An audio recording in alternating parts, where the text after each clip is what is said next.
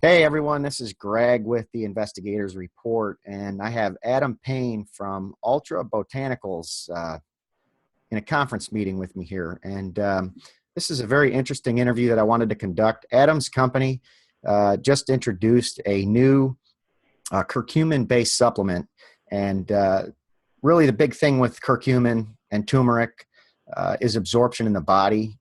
There's some very good versions out there, but Adam has come up with a version that nobody else has put out on the market yet. And I think that people that are in the industry are going to find this interview fascinating. So anyway, Adam, thanks for being with me today. I appreciate you being on the program.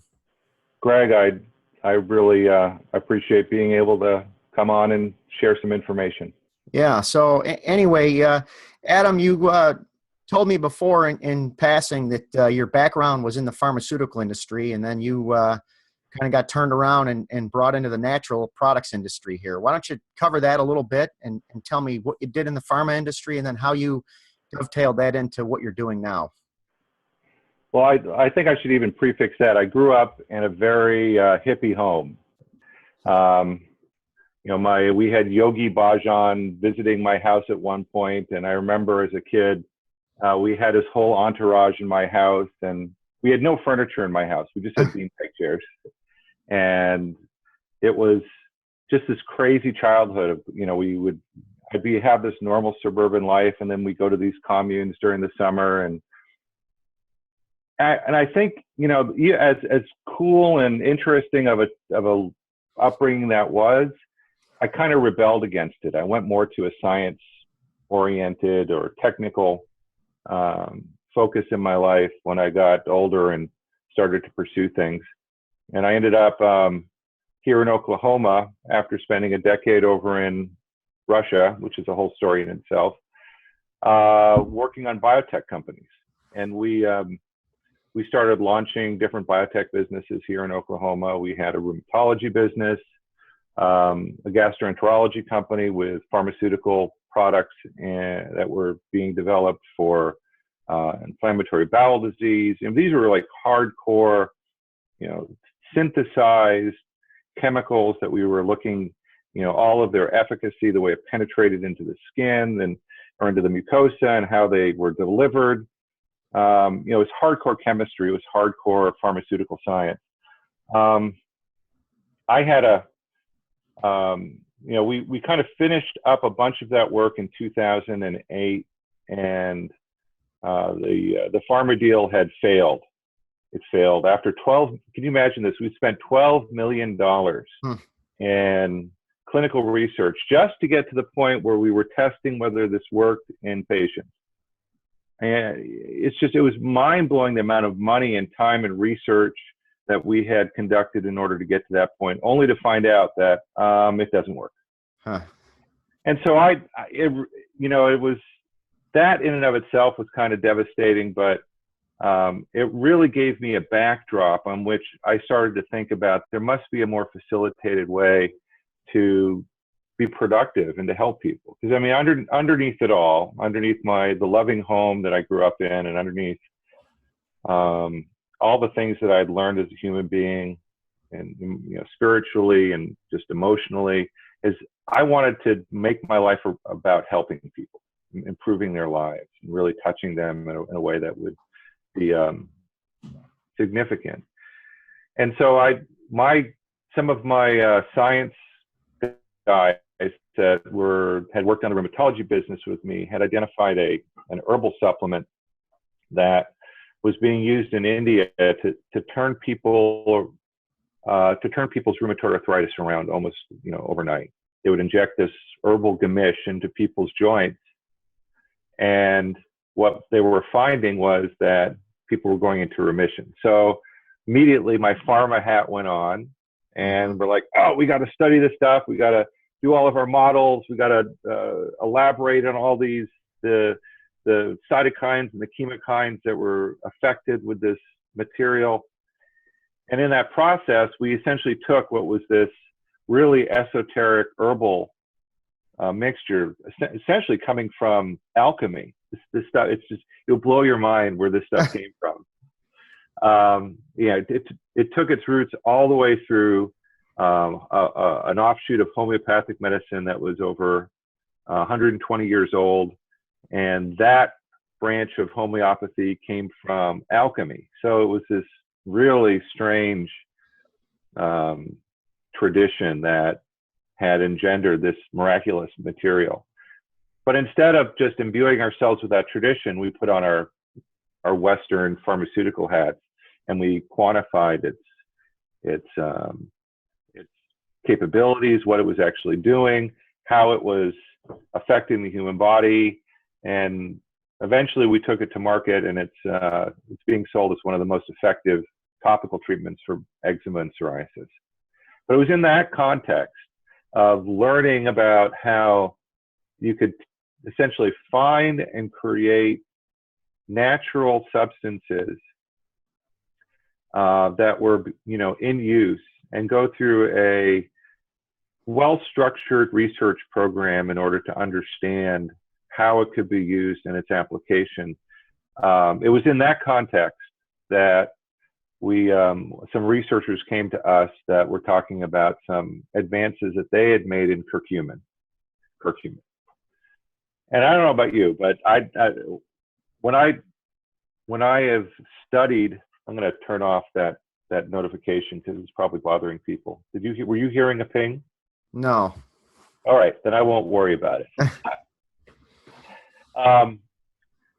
So every time I would go to science meetings, whether it's rheumatology, gastroenterology, or bio, or any one of these meetings, inevitably there would be posters about curcumin. Some researcher had put up some poster about curcumin affecting the mucosa in inflammatory bowel disease, or curcumin affecting different cytokine pathways in rheumatoid arthritis. And when I would see these posters, and there'd be like hundreds of posters at these meetings, you'd go, oh my God, not another curcumin poster. I mean, please.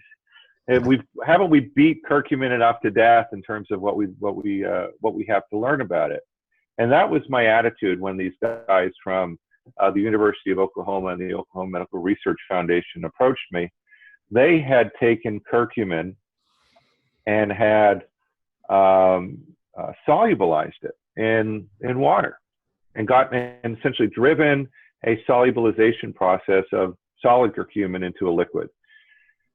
And that might sound, simple and relatively obvious, but for whatever reason, it wasn't to the people that were developing different curcumin approaches.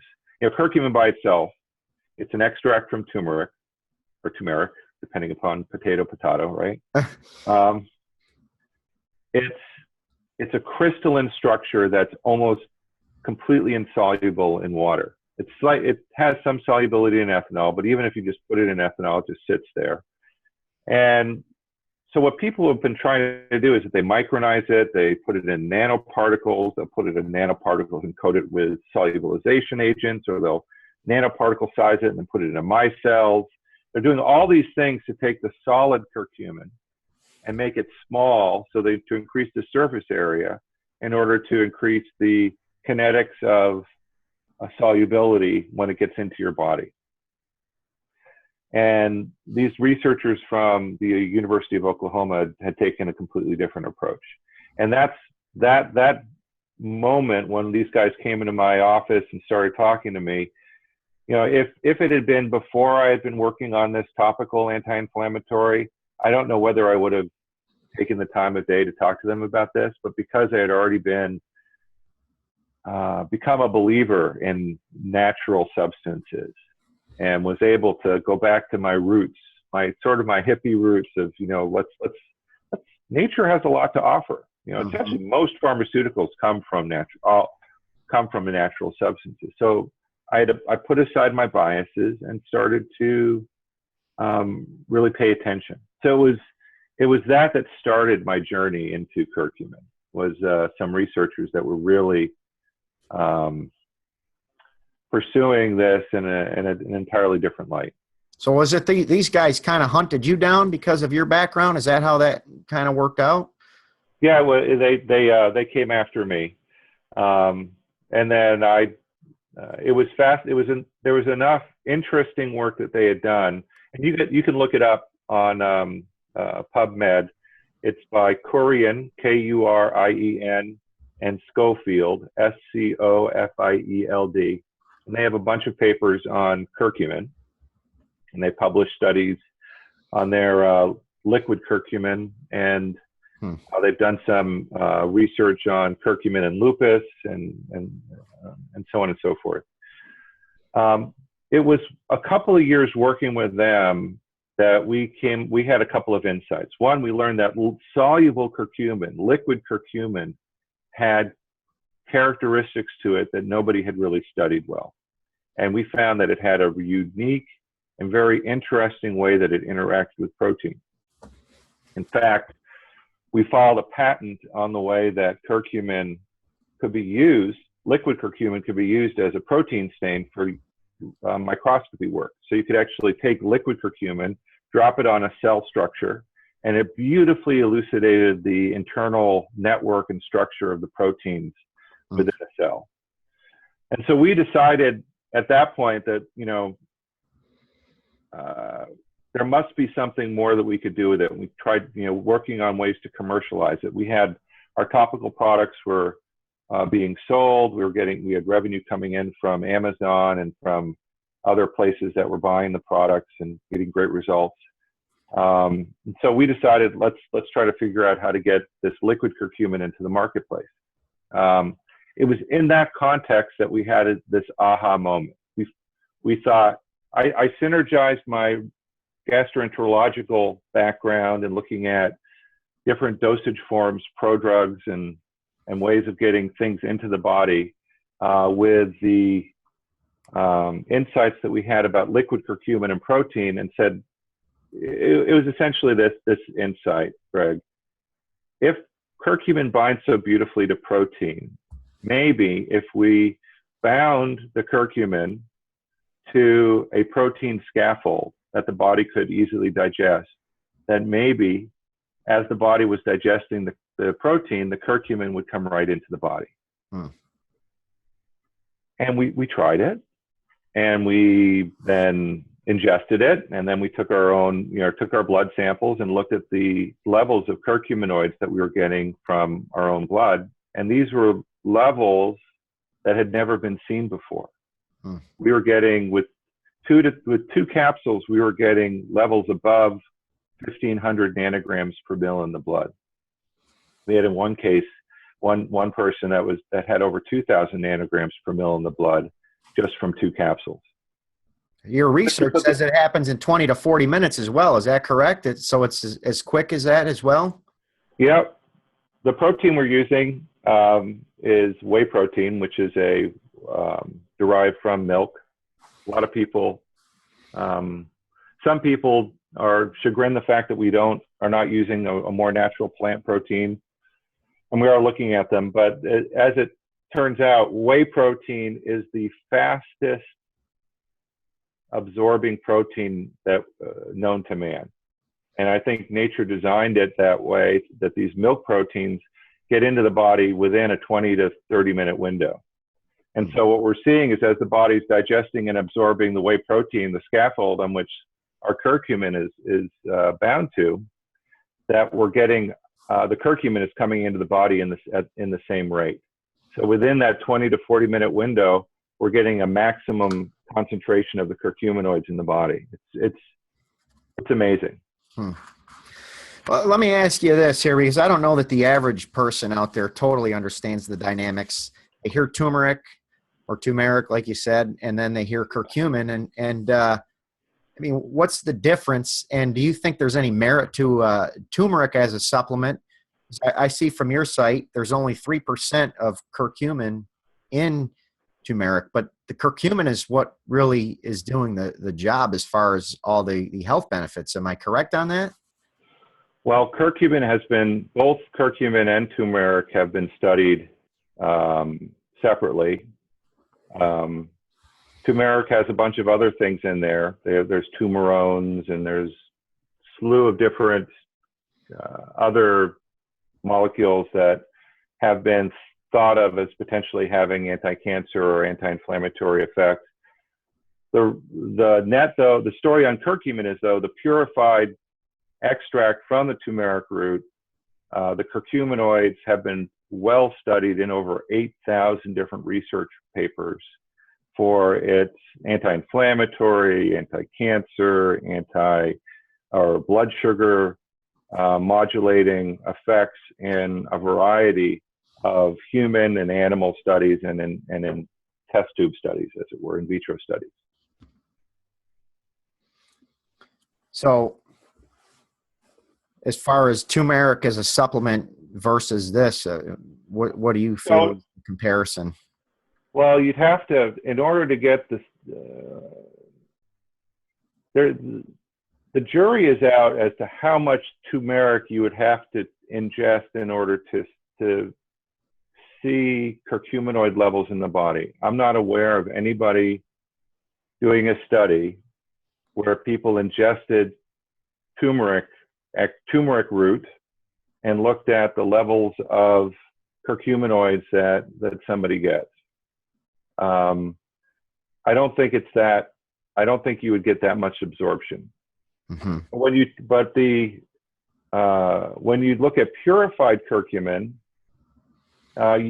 studies have shown, and there's lots of studies out there, that you need to take between 8 and 12 grams of curcumin in order to see a signature in the blood of 50 nanograms per mil. So let's put that into context. Most studies that look at the beneficial effects of curcumin, when they're talking about cancer or inflammatory conditions, they're looking at, in inflammatory conditions, you're probably looking at getting curcuminoids at least 50 nanograms per mil in the blood, and and desirably a lot higher if possible. For cancers, they talk about micromolar concentration. And just as a rule of thumb for curcumin, you need about 2,000 nanograms per mil in the blood in order to get a 5 micromolar concentration. I know that's those numbers are pretty meaningless for most people. It just goes to the story that you have to take a lot of this stuff. You'd have to take kilogram quantities of curcumin, just raw curcumin, in order to even get near the levels that people were seeing different kinds of cancers or responding to those kinds of interventions. And I think that's why a lot of the cancer studies that have been undertaken with curcumin have had such poor results, because they're not getting enough into the body. It's just not enough exposure to the cells of the curcuminoids. You touched on some of the different versions here in the beginning of the interview. There's the nanocurcumins, which you've talked about. They're basically taking it and reducing the particle size down. There's the liposomal versions, which I'm not quite sure how they make those. Can you maybe touch briefly on some of the different versions and what you think about those compared to this? So, and then also maybe the piperine that they use with turmeric. Oh my gosh, piperine. Yeah, piperine is a dangerous compound for some people. So there are some great curcumin products out there, and people have been reporting. If you go and read reviews on Amazon, people have been getting results with the different technologies that are out there. There's BCM95, which is curcumin plus oil extracted from turmeric roots. And people have been reporting, response with inflammatory conditions. I think most people that and this is my subjective opinion, I think most people that do describe getting results, it takes a couple of days, if not a couple of weeks, of taking that product to get a significant response. But it's a great product, and people have been getting response or getting benefit from it. There's Theracumin's technology, which I had actually just been schooled. I thought it was a phytosome for the last couple of years, and someone said that I was incorrect, and in fact I was completely wrong. Curcumin is a nanoparticle curcumin encapsulated in a gum-gatty little shell to aid its dispersion characteristics. And they've also been seeing some great results. I think the BCM95 and the Curcumins, when you go into the research, with a couple of capsules, they're getting up to 50 to 100 nanograms per mil serum levels or plasma levels. And that's kind of the threshold that people have been seeing for getting results. You know, the big difference between my competitors and what we're doing is that we're starting with a dissolved in a liquid matrix curcumin. It's already freely bioavailable in its liquid form. We're not trying to take a solid thing and get it soluble in your body. We're taking liquid curcumin and we're binding it to a matrix that your body can digest, and then it gets absorbed and transported in. And that's why we're seeing, you know, on average, on the limited data that we have, and I'll stress it's limited. We haven't done, you know, the big multi-center studies yet because we're a small company. We're going to get there. On the limited data that we have, we're showing per capsule about 500 to 600 nanograms per mil concentrations with one capsule. Wow. So that's a factor of about 10 above what other people have been reporting in their studies. That's astounding. Results, yeah, it's cool. And the results are kind of self-evident. You know, we're not selling this as a drug. So I'd recommend people to go to, you know, to Amazon and look at what other people are reporting. But the results are just astounding. People are seeing results, and you know, and within an hour, most people are seeing results overnight with our curcumin. Are you at liberty to share any of the information as far as how you guys produce your products, such as, you know, do you do the extraction of the curcumin at your facility, or is that done somewhere else? The protein bonding technology, is that done at your lab? And I mean, if there's anything you can share on that, that would be interesting. I know some of that stuff gets proprietary at times, but. Yeah, no worries. We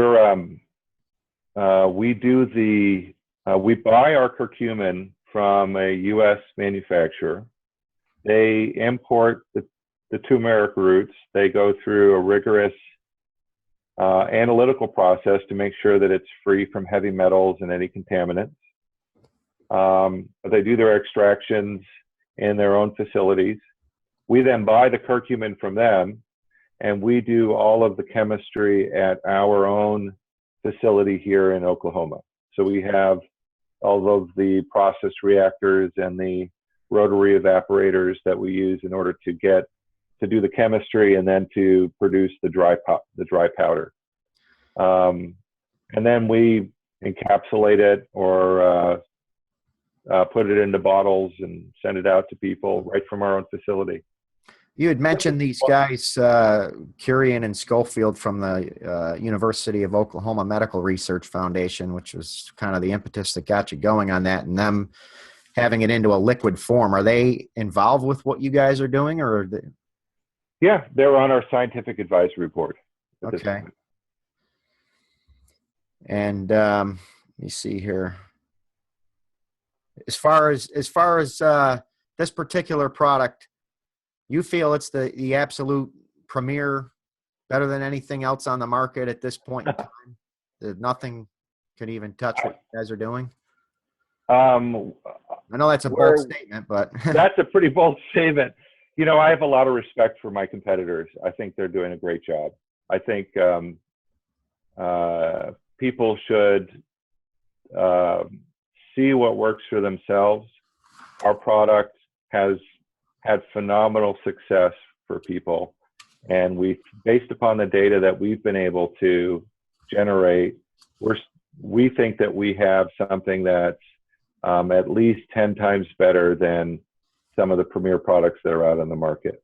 Mm-hmm. we have numerous doctors and health food stores, and we have international distribution with the product, and across the board, people are reporting just phenomenal results with it. So I have a hard time dissing my competitors. I think that they've done a great job, and I think that their products work for people. I think our product works better, and I think we have a money-back guarantee on everything that we do. So if somebody's dissatisfied for whatever reason, we give it back to them, and we give them their money back. And I think we've done about 6 refunds in the last year. So out of a couple of thousand customers that have bought the product. Yeah. Well, I appreciate what you're saying about the other companies. I know, the industry is constantly developing and the science keeps expanding, so people learn more, and that kind of seems where you guys are coming in here, that your protein bonding technology is just the next advancement on it. Is that something that another company can duplicate, though, or is that something that you guys hold a patent on? And we filed patents on it. It's on the whole protein binding and delivering the product as a material into the body. Patents have been filed. So they would have to. Yeah, no, it's pretty closed space at this point. They would have to come to us in order to get the material. Yeah. Let me pick up on the other thing here, the piperine. I don't want to obviously scare a bunch of people, because I think in another interview or conversation I had with you, you'd mentioned that the concerns were more taking that ingredient with pharmaceutical medication. Obviously, not everybody in the supplement industry is taking pharmaceutical medication.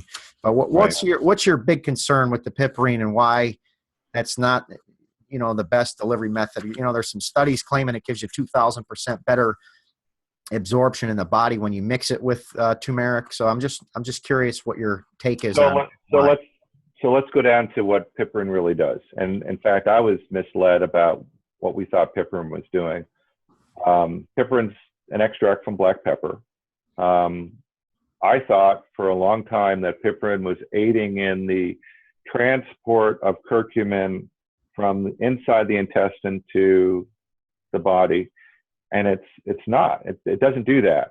Piperine is not a transport enhancement of curcumin. What piperine does do, it inhibits an enzyme in the liver, and that enzyme is glucuronidase, which is responsible, this is a mouthful, for glucuronidation of substances that go through your liver. Curcumin happens to be a substance that is primarily digested by your liver with this enzyme, glucuronidase. So if you inhibit glucuronidase in your liver, you are in essence increasing the exposure of what little curcumin you absorb. If that makes sense. Mm-hmm. So you're slowing down the speed at which your body is chewing up the curcumin, essentially increasing biochemically the levels of curcumin in your blood by slowing down the rate of digestion of the curcumin. And it works. What people have taken piperine extracts and have shown that if you take curcumin with piperine, that indeed the measured levels of curcuminoids in the body are higher when people are taking curcumin with piperine, or bioperine, which is Sabince's trademark piperine product. What's the danger? The danger is that there's a whole slew of drugs, pharmaceutical drugs, that are also metabolized in your liver with glucuronidase. So what does that mean? That means that if you're taking black pepper and one of these other drugs that are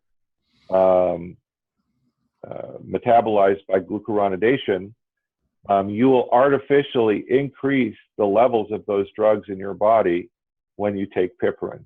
And in some cases that could be dangerous, because there are many drugs that if you increase the levels of those drugs in your body, you can cause damage to your body. You can get an overdose of these products, and it's really it's in everybody's best interest, if you're taking a piperine product, to go to your doctor and say, look, I'm taking a piperine product, excuse me, and piperine has been known to inhibit glucuronidation. Are any of the pharmaceuticals I'm taking inhibited by piperine or by glucuronidation or digested by glucuronidation? And your doctor should be able to tell them that. So piperine's a great product. It does increase the benefit of curcumin to a body. I think people, if people aren't taking pharmaceutical products, it's safe. If they are, it's in their best interest to check it out. And so would there be any interactions or concerns with your specific product with pharmaceutical medications? No. Mm-hmm.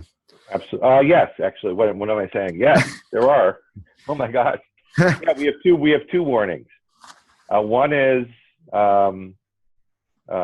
curcumin has been scientifically shown at levels that we're reaching to inhibit thrombin in clotting factors. So what does that mean? That means that people that are taking high levels of curcuminoids, it will actually affect people's clotting time if in their blood.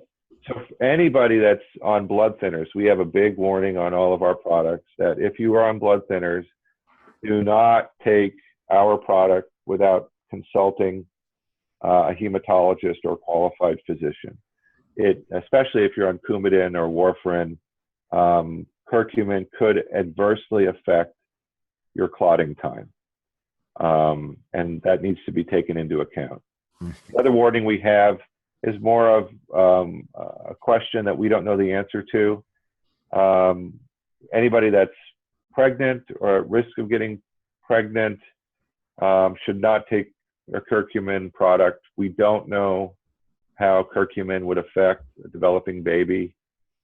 And we would hate for there to be something that would in fact affect the mother or the child. So our recommendation is don't take it at this point. Okay, so any parting thoughts you have for our audience on this interview? I can't think of anything else that I could ask you at this point in time, and you've been pretty thorough here.